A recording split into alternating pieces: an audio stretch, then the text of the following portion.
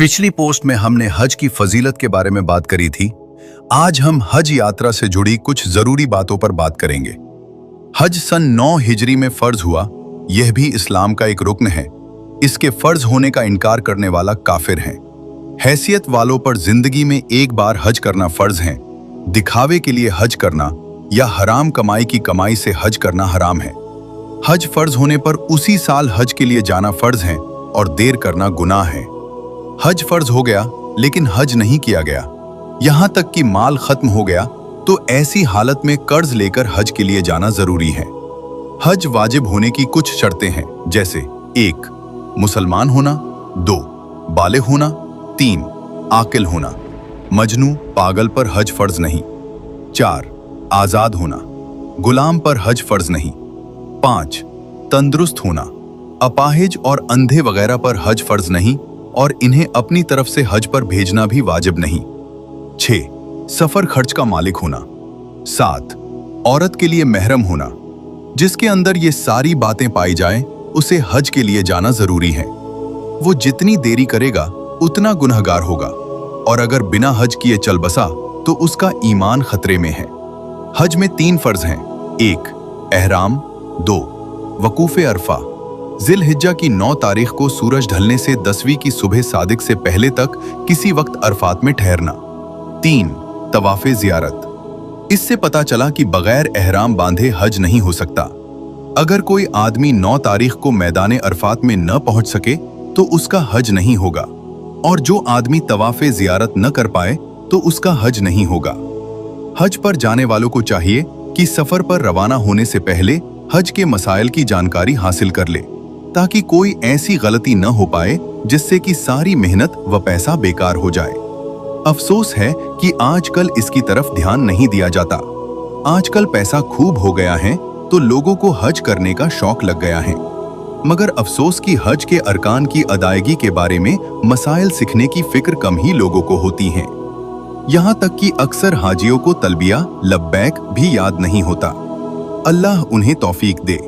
फर्ज अरकान अदा करने में कोताही होने पर हज नहीं होता, लेकिन हज के वाजिबात में से अगर कोई वाजिब किसी वजह से छूट जाए तो जानवर ज़िबह करना वाजिब हो जाता है। जानवर ज़िबह करने से कमी पूरी हो जाती है, जैसे कि नमाज में वाजिब छूटने पर सजदे सहव करने से नमाज सही हो जाती है। हज के वाजिबात कुछ इस तरह हैं। 1. मीकात या उससे पहले एहराम बांधना। यहाँ मीकात का मतलब एक तरह की सीमा है जहाँ हज यात्रियों को एहराम बांधना होता है। 2. सफा मरवा के बीच सई करना। काबा से कुछ दूरी पर स्थित सफा और मरवा की पहाड़ियों के बीच 7 बार चलने की भक्ति क्रिया को सई कहा जाता है। 3. सफा पहाड़ी से शुरू करना। 4. अगर कोई मजबूरी न हो तो पैदल सई करना। 5. अरफात से सूरज डूबने के बाद मुज़दलिफ़ा के लिए निकलना।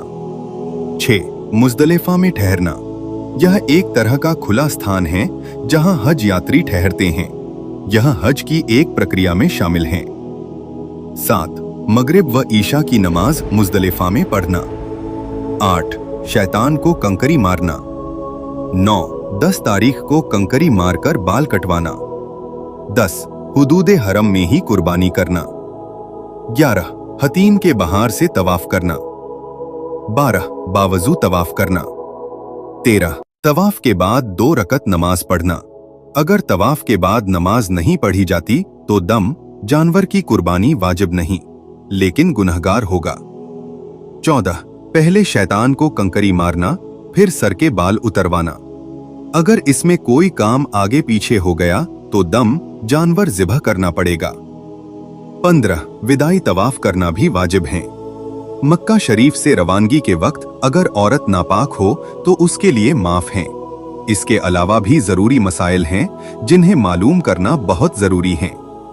मीकात से बाहर से आने वाले मक्का शरीफ पहुंचकर जो पहला तवाफ करते हैं उसे तवाफ़े कुदूम कहा जाता है। तवाफ के शुरू के पहले 3 फेरों में एहराम की चादर दाहिने कंधे के नीचे से निकालकर बाएं कंधे पर डाली जाती है। दाहिना कंधा खुला रखा जाता है और 3 फेरों में रमल, एक प्रकार की प्रथा, किया जाता है। कुछ लोग 7 फेरों में कंधा खुला रखना जरूरी समझते हैं। यह बात सही नहीं, इसी तरह एहराम की हालत में नमाज पढ़ने के दौरान एहराम की चादर से दोनों कंधों को ढका रखना चाहिए। सई के दौरान भी दोनों कंधे ढके रहने चाहिए।